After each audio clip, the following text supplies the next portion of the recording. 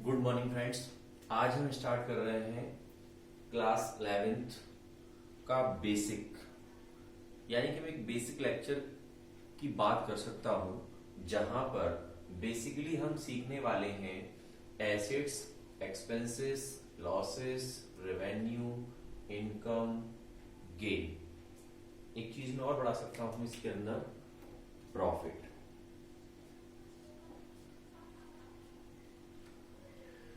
ये सारी चीजें मैं थ्योरेटिकल तरीके से नहीं सिखाना चाहता हूँ। थ्योरेटिकली इनके डेफिनेशंस आपको बुक के अंदर मिल जाएंगे, बट मैं ये चाहता हूँ कि हम प्रैक्टिकली इनको समझ सकें, क्योंकि प्रैक्टिकली अगर हम इनको समझ लेते हैं तो हमारे लिए ये बहुत ही हेल्पफुल होगा पूरे अकाउंट्स को समझने में।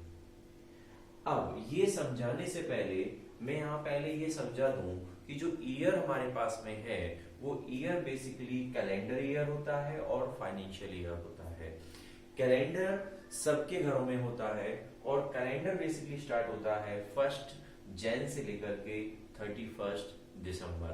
तो इसमें तो मेरे ख्याल से किसी को कंफ्यूजन नहीं होना चाहिए, क्योंकि ये सब हम शुरू से, जब से हम समझदार हुए हैं तब से हम जानते हैं कि 31 दिसंबर को ईयर एंड होता है और उसके रात 12 बजे हम लोग नए साल मनाने की तैयारी करते हैं और अगले ही जैसे ही 12 बज जाते हैं 1 जनवरी स्टार्ट हो जाता है और हमारा नया साल ओपन हो जाता है। यानी कि ये हमारा हुआ कैलेंडर ईयर। एक है हमारे पास में financial year. Financial year basically जब हम 10th क्लास में थे और 10th क्लास में थे या 10th क्लास से होकर के पास आउट होकर के 11th में आए, या जो लोग 11th में पास आउट होकर के आएंगे तो बेसिकली उनके लिए एक नई चीज होगी कि सर अप्रैल से मार्च ईयर क्यों चलता है। तो बेसिकली हमारे जितने भी लॉज बने हैं वो बेसिकली हमने कहीं ना कहीं वो जो लॉ हैं वो इन्फ्लुएंस होते हैं फॉरेन से, और फॉरेन के अंदर जनरली जो ईयर हमारा होता है वो चलता है अप्रैल से लेकर के मार्च तक। क्या चलता है? अप्रैल से लेकर के मार्च। और जब अप्रैल से मार्च ईयर चलता है तो हमारे जहन में ये चीज आ जाती है कि ये ईयर अप्रैल टू मार्च क्यों चल रहा है। तो उसका बेसिक रीजन है क्योंकि फॉरेन के अंदर जो लॉ है वहां अप्रैल टू मार्च चल रहा है और हमने वहां से कॉपी करके ही लॉस इन्फ्लुएंस है या बनाए हुए हैं, इसलिए हम इसको अप्रैल टू मार्च फॉलो करते हैं। अब इसका कई बार ये किया गया कि हम क्यों ना इसको स्टार्ट कर लें, क्यों हम इसको स्टार्ट कर लें जनवरी से लेकर के दिसंबर। लेकिन इसमें सबसे बड़ी जो प्रॉब्लम आती है हमारे सामने, सबसे बड़ी जो प्रॉब्लम हमारे सामने आती है वो आती है कि जब हम दूसरे देशों के साथ बिजनेस करते हैं और बेसिकली फिर हमें प्रॉब्लम क्रिएट ये होगी कि हमें दूसरे देशों में जो ईयर है वो अप्रैल टू मार्च है, हमें अगर जनवरी टू दिसंबर जाना है तो फिर हमें प्रॉब्लम क्रिएट होगी, हमें 9 और 3 मंथ्स के अलग अलग कैलकुलेशंस करने होंगे जो हमारे लिए पॉसिबल नहीं है। इसलिए मैं आपको ये समझाना चाहता हूं कि हम कैलेंडर ईयर फॉलो ना करके फाइनेंशियल ईयर फॉलो करते हैं, और फाइनेंशियल ईयर को छोड़ करके अगर कैलेंडर ईयर में आना चाहें तो हमारे सामने कौन सी प्रॉब्लम्स होंगी, और इसीलिए उन प्रॉब्लम्स को अवॉइड करने के लिए हम फाइनेंशियल ईयर को अपनाते हैं। तो ये चीज आपके माइंड से निकल जानी चाहिए कि कैलेंडर ईयर को छोड़ के हम फाइनेंशियल ईयर क्यों फॉलो करते हैं। अब बेसिकली मैं आपको इस टॉपिक की तरफ लेकर के चलता हूं। अब मैंने यहाँ पे इसको समझाने के लिए मैंने यहाँ पे 1st year, 2nd year, 3rd year, 4th year, ये बेसिकली 4 ईयर में मैंने इसको क्या कर दिया, डिवाइड कर दिया है। और मैंने ये जो गोल गोल जो मैंने ये बनाए हुए हैं ये बेसिकली मैंने कहा है कि टैबलेट है। टैबलेट का मतलब होता है जिस तरीके से हमें अगर फीवर आता है तो हम बेसिकली पैरासीटामोल लेते हैं, अगर हमें सर में दर्द होता है हम डिस्प्रिन ले लेते हैं, अगर कहीं भी दर्द होता है तो हम ब्रूफिन ले लेते हैं। इसी तरीके से ये एक टैबलेट है जिसका कॉस्ट 10,000 रुपीज है। सर ये तो बहुत महंगी है, इसका हम क्या करेंगे, ये जो 10,000 रुपीज के कॉस्ट की टैबलेट है, मैंने ये यहाँ पे समझाने की कोशिश की है कि ये ऐसा टैबलेट है या ये ऐसी दवाई है कि अगर एक गोली, एक टैबलेट अगर आप कंजम्पशन करते हैं तो होल ऑफ द ईयर आपको कुछ भी खाने की जरूरत नहीं है।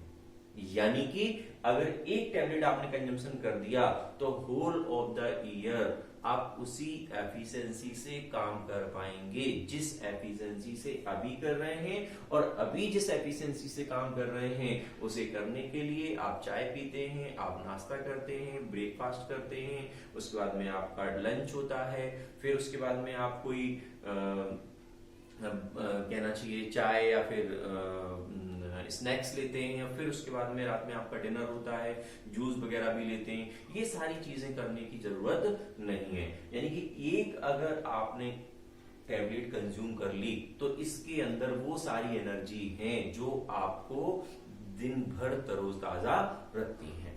अब मैं मेरे लेक्चर की तरफ आगे बढ़ता हूं। तो मैंने यहाँ लिखा हुआ है फर्स्ट ईयर। फर्स्ट ईयर में मैंने क्या किया है, मैंने फर्स्ट ईयर के अंदर ये जो आपकी फर्स्ट टैबलेट है ये मैंने क्या कर ली है, कंज्यूम कर ली है। इसका मैंने कंजम्पशन कर लिया है। ये कंजम्पशन मैंने कब किया है, फर्स्ट ईयर में। फर्स्ट ईयर में जब इसका मैं कंजम्पशन करूंगा तो आप ही बताइए, अगर मैं इसका कंजम्पशन करूंगा तो होल ऑफ द ईयर क्या मुझे कुछ भी खाने की जरूरत पड़ेगी? जिस तरीके से मैंने बताया है तो हमें कुछ भी खाने की जरूरत नहीं पड़ेगी। इसका मतलब मैं ये कह सकता हूं कि इस टैबलेट का बेनिफिट मुझे होल ऑफ द ईयर मिलने वाला है। यानी कि इस टैबलेट का बेनिफिट मुझे कब तक मिलने वाला है, पूरा 1 साल।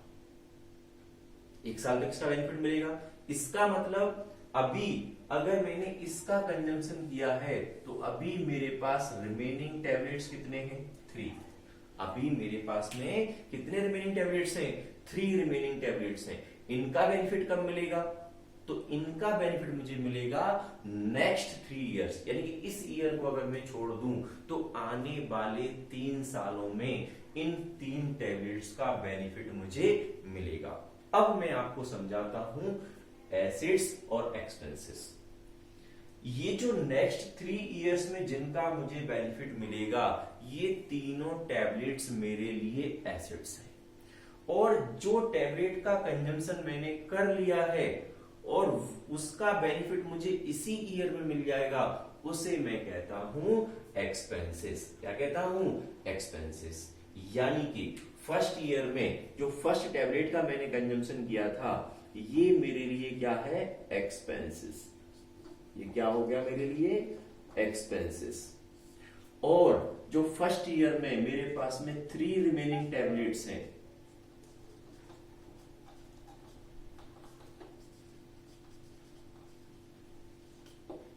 ये 3 रिमेनिंग टैबलेट्स मेरे लिए क्या है, एसेट्स। यहां तक कोई डाउट नहीं होना चाहिए। अब सपोज कर लीजिए कि फर्स्ट ईयर में मैंने टोटल बिजनेस में पैसा रिसीव किया, टोटल मनी रिसीव। यानी कि अगर मैंने फर्स्ट ईयर में टोटल मनी रिसीव किया है, सपोज कर लीजिएगा ₹1 लाख।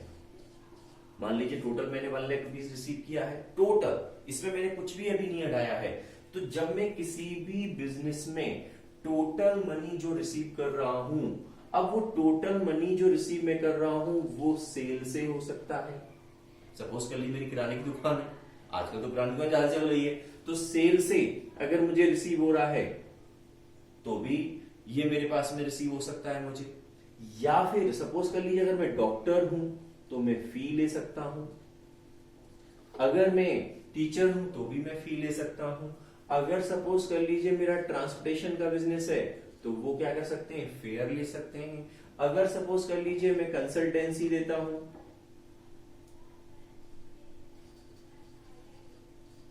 कंसल्टेंसी अगर मैं देता हूं, तो बेसिकली ये जो टोटल मुझे चीजें रिसीव हो रही हैं, चाहे वो सेल से हो, चाहे वो फीस से हो, चाहे वो फेयर से हो, चाहे कंसल्टेंसी से हो, चाहे किसी भी अदर जगह से हो, जो भी मेरे बिजनेस का नेचर है वो मेरे लिए कहलाता है रेवेन्यू। क्या कहलाता है वो मेरे लिए, रेवेन्यू। अगर रेवेन्यू में से मैं अगर एक्सपेंसेस को माइनस कर दूं तो जो मेरे पास नेट निकल करके आएगा उसे मैं बिजनेस में कहूंगा प्रॉफिट। क्या कहूंगा बिजनेस में, प्रॉफिट। अभी मेरा फर्स्ट ईयर मान लीजिए पूरा हो गया। इसी तरीके से अगर मैं चलूं सेकंड ईयर में, अब जब मैं सेकंड ईयर में जाऊंगा तो सेकंड ईयर में मैं इस सेकंड टैबलेट का कंजम्पशन कर लूंगा। सेकंड ईयर में जाऊंगा तो मैं क्या करूंगा, इस सेकंड टैबलेट का कंजम्पशन कर लूंगा। अब आप मुझे बताइए, जब मेरा फर्स्ट ईयर था तब मैंने इसको एसिड्स कहा था, लेकिन जब सेकंड ईयर में सेकंड टैबलेट का कंजम्पशन करूंगा और उसका बेनिफिट मुझे कब मिलेगा, उसका बेनिफिट मुझे सेकंड ईयर में मिल जाएगा। यानी कि सेकंड ईयर में जो मेरे पास में सेकंड टैबलेट होगी, अगर इसका मैं कंजम्पशन कर लूंगा तो फिर इसका बेनिफिट मुझे इसी ईयर में मिल जाएगा। तो मैं ये कह सकता हूं कि जो टैबलेट फर्स्ट ईयर में मेरे लिए एसिड्स थी, सेकंड ईयर में वही टैबलेट मेरे लिए क्या बन जाती है, एक्सपेंसेस बन जाती है। अब मेरे पास में 2 टैबलेट्स बचेंगे, तो मैं ये कह सकता हूं कि ये जो 2 टैबलेट्स मेरे पास में बचेंगे सेकंड ईयर के अंदर, ये मेरे रिमेनिंग टैबलेट्स हैं, यानी कि जो बच गए हैं, और ये मेरे लिए कहलाएंगे एसिड्स। जबकि जो सेकंड टैबलेट मेरे लिए है, ये इस ईयर में बन जाएगा एक्सपेंसेस। अब इस ईयर में सपोज कर लीजिए मैंने कितना कमाया, 2 लाख रुपीस, तो ये 2 लाख रुपीस जो मैंने रिसीव किया है टोटल, ये मेरे लिए होगा रेवेन्यू। और इसमें से अगर मैं एक्सपेंसेस, चूंकि मैं ये मान के चल रहा हूं कि मेरे दूसरे कोई खर्चे नहीं हो रहे हैं, तो एक्सपेंसेस मेरे पास में केवल यहाँ पर एक टैबलेट ही है, तो अगर ये माइनस कर दूंगा तो यहाँ पर मेरे पास में 1,90,000 क्या हो जाएगा, प्रॉफिट। 1,90,000 क्या हो जाएगा मेरे पास में, प्रॉफिट। इस तरीके से मेरा सेकंड ईयर क्या हो जाता है, कंप्लीट हो जाता है। यानी कि अभी मैं आपको एसेट्स क्लियर कर दिया, एक्सपेंसेस क्लियर कर दिया, रेवेन्यू क्लियर कर दिया, मैंने आपको प्रॉफिट भी क्लियर कर दिया। अब मुझे क्लियर करना है आपको लॉसेस। अब सपोज कर लीजिए अगर मैं थर्ड ईयर में पहुंचता हूं, तो थर्ड ईयर में अगर मैं पहुंचता हूं तो मैं ये मान के चल रहा था सेकंड ईयर के एंड पर कि ये दोनों टैबलेट्स का बेनिफिट मुझे कब मिलेगा, आने वाले 2 इयर्स में। जब मैं थर्ड ईयर में गया तो मैंने ये देखा कि इन टैबलेट्स का एक्सपायरी डेट न आ गया हो, क्योंकि ये 2 साल पहले मैंने खरीद ली थी। तो मैंने जब देखा तो इन टैबलेट्स का क्या आ गया, एक्सपायरी डेट आ गया।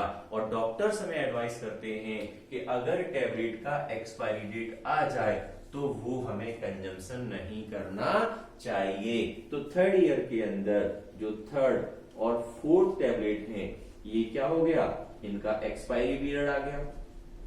और जब इनका एक्सपायरी पीरियड आ गया तो क्या अब ये मुझे बेनिफिट्स देंगी, नहीं, तो ये कहलाएंगी लॉसेस। ध्यान रखिएगा, एक्सपेंसेस और लॉसेस में फर्क क्या है कि जब आप एक्सपेंसेस करते हैं तो उससे मिलने वाला बेनिफिट आपको मिल चुका होता है, और जब आप एक्सपेंसेस करते हैं और उससे मिलने वाला बेनिफिट जब नहीं मिल पाता है तो वो आपके लिए होते हैं लॉसेस। फॉर एग्जाम्पल, आपने शूज खरीदे और आप सपोज कर लीजिए आप किसी टेंपल चले गए दर्शन करने के लिए, और बाहर आपने वो शूज रिमूव कर दिए, और सपोज कर लीजिए उसी दिन खरीदे थे, उसी दिन चोरी हो गए, तो क्या उन शूज से मिलने वाला बेनिफिट आपको मिल गया? सपोज कर लीजिए वो नाइकी के थे, वो आपको कम से कम 2 इयर्स चलते, और वो 2 इयर्स तो अब नहीं चले, एक दिन भी नहीं चले, तो वो आपका एक्सपेंसेस नहीं है, वो आपका लॉस है, क्योंकि आपको उसका बेनिफिट नहीं मिल पाया है।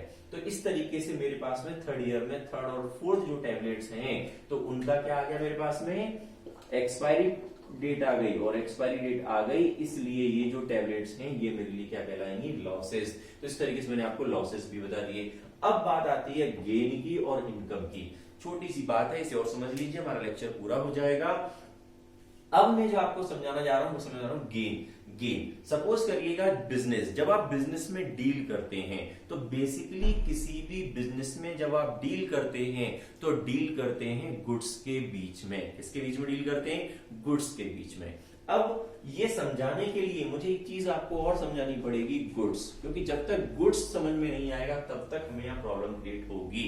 तो मैं गुड्स आपको समझाऊं, तो गुड्स का मतलब होता है जब नॉर्मल कोर्स ऑफ बिजनेस में, नॉर्मल कोर्स ऑफ बिजनेस में हम कह देते हैं डील, और डील का मतलब यहां पर होता है हमारे पास में ट्रेडिंग। डील मतलब क्या है यहाँ पे? ट्रेडिंग। और ट्रेडिंग का मतलब क्या है हमारे पास में यहाँ पर? ट्रेडिंग का मतलब है सेल और परचेज। और सेल और परचेज कैसा होना चाहिए? रेगुलर।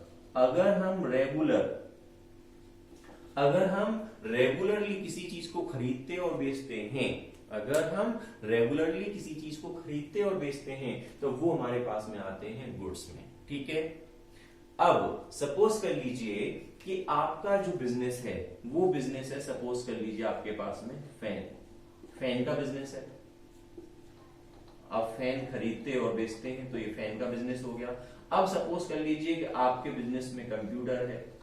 कंप्यूटर इसलिए है कि आप वहां पर टैली में जनरल एंट्री पास करते हैं, तो कंप्यूटर जो आपका बिजनेस में है वो उस बिजनेस के लिए एसेट्स है, क्योंकि आप उसमें खरीदो बेच नहीं रहे। आज आपने कंप्यूटर खरीद लिया, अब ये 2, 4, 5, 10 साल आपके पास में रहेगा, तो ये कंप्यूटर आपके लिए क्या हो गया, एसेट्स, जिस तरीके से मैंने आपको ऊपर समझाया।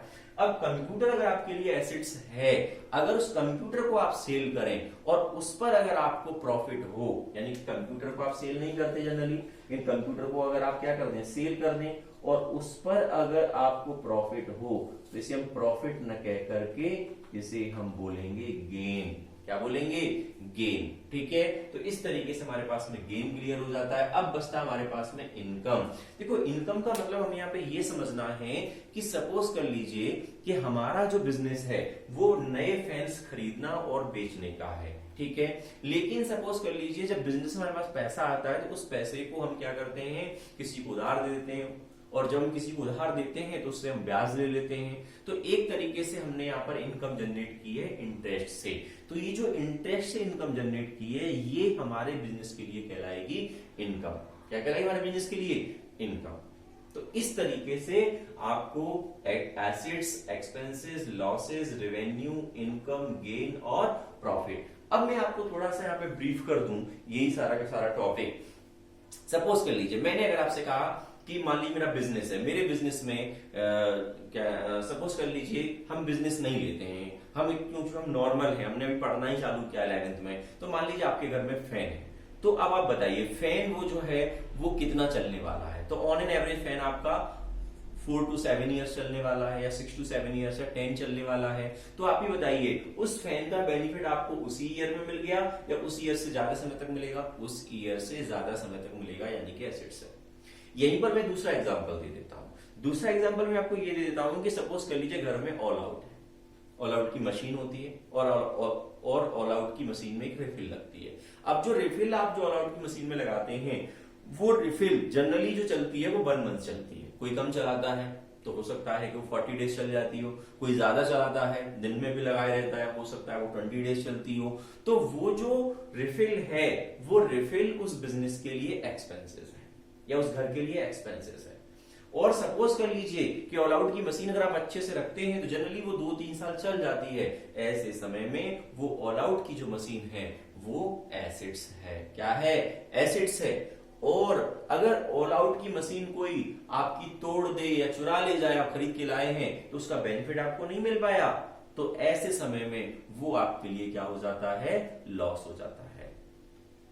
तो मेरे प्यारे बच्चों, आप आज घर में कोशिश करिए कि आपके घर में देखिए, अगर आपका ये पहला लेक्चर है, अगर आप अकाउंट्स पहली बार देख रहे हैं तो आप अपने घर में देखिए।